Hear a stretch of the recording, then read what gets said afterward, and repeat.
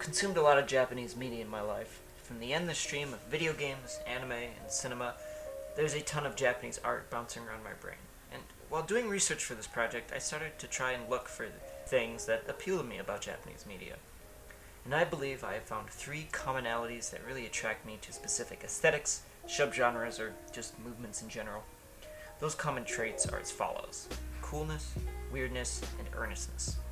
As I watched and played and read, I noticed that I always seemed to arrive at a trio of unlikely monkeys, standing either next, adjacent, or across from each other, but always together, and always monkeys. So let's get into it, shall we? What is cool? Cool is the embrace of the over-the-top, a love letter to exaggeration and gusto, to throw logic out the window and embrace the impossible. Cool is when consequences of actions are reduced to timing, poses, and above all else, style.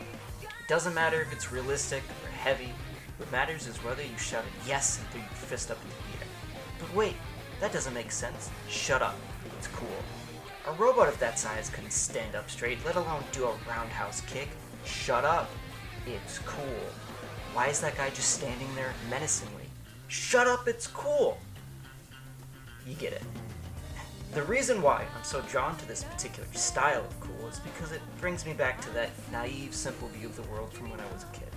A nostalgic essence of myself that still permeates within everything I do. Everything I make, no matter how self-serious, has a level of style, a certain coolness that reminds me that being a 10-year-old was pretty cool.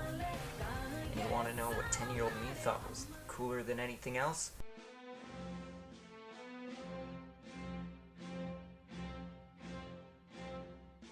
Godzilla is a symbol of the horrors of the effects of the atomic bomb dropped on Hiroshima and Nagasaki during World War II.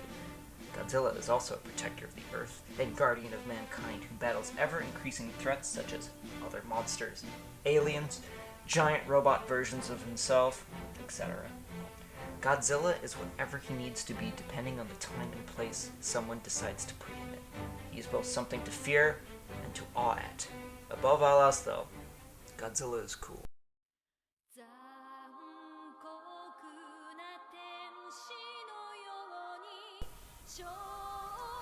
Weirdness is like cool's awkward brother. On a basic level, everyone kind of likes cool. But weirdness, he's a little more niche. If cool is the embrace of exaggeration, then weirdness is the embrace of the abstract. Not being afraid to conjure strange and off-putting images, characters, or plots. Presenting something utterly not normal and asking you to either acknowledge its strangeness or take it deadly serious. The factor of weird, while not absent in Western media, is definitely not as apparent as that of Eastern and Asian media. I think why comes down to the differences in both of our cultures' eccentricities. Japan being much weirder in comparison to the US. At least from the perspective of someone who was born and has only lived in the US, that is.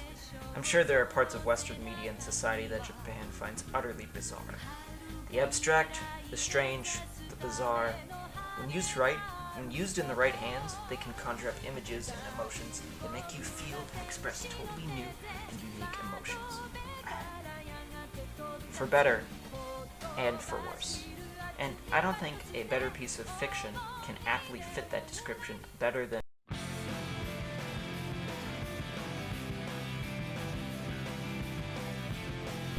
FLCL, or Fulikuli.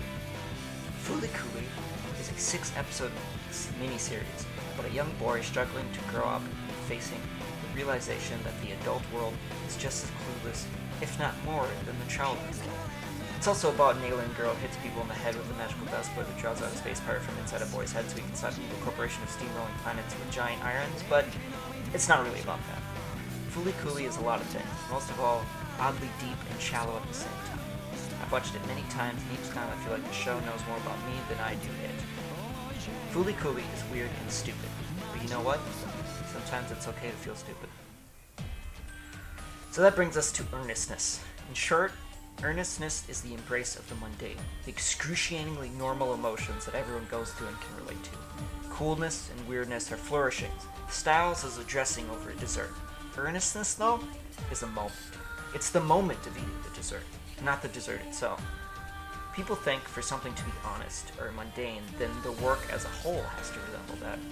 But in my opinion, some of the most relatable and earnest pieces of fiction are strange and sometimes difficult to approach.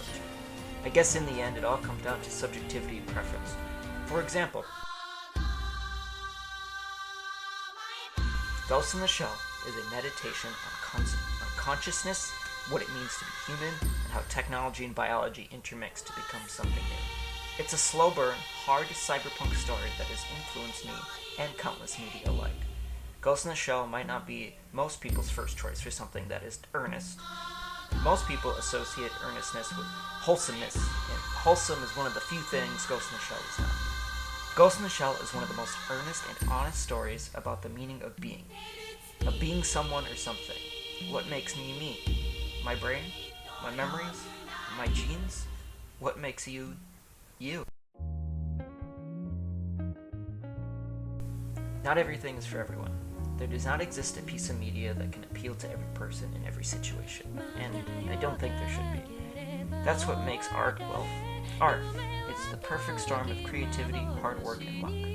It's being at the right or wrong place at the right or wrong time when something just gets you, or you get it.